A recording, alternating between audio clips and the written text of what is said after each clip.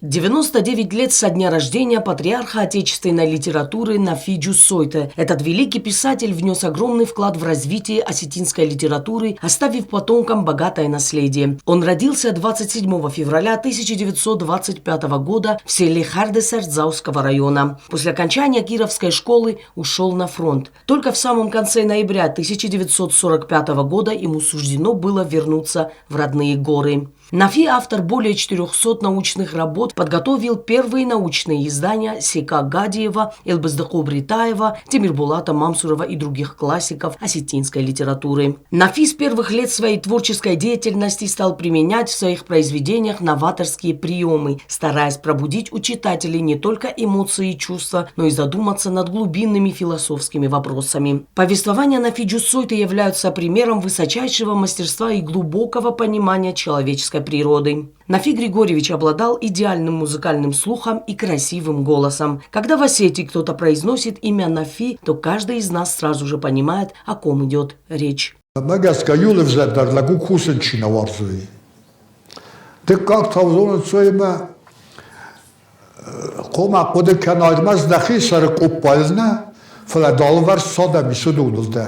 Талант Нафи Джуссойте был оценен не только в родной Осетии, но и за ее пределами. Он был награжден престижными литературными премиями и признан одним из самых выдающихся писателей Осетии. Нафи не стало 26 июня 2017 года. После продолжительной болезни Нафи Григорьевич ушел из жизни.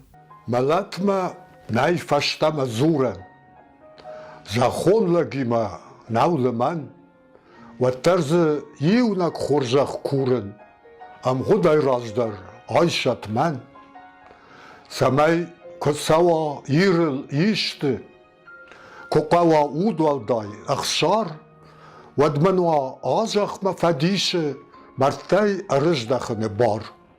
Оксана Джуоева, Зарема Арсоева, ГТРК ИР. Информационный выпуск сегодня.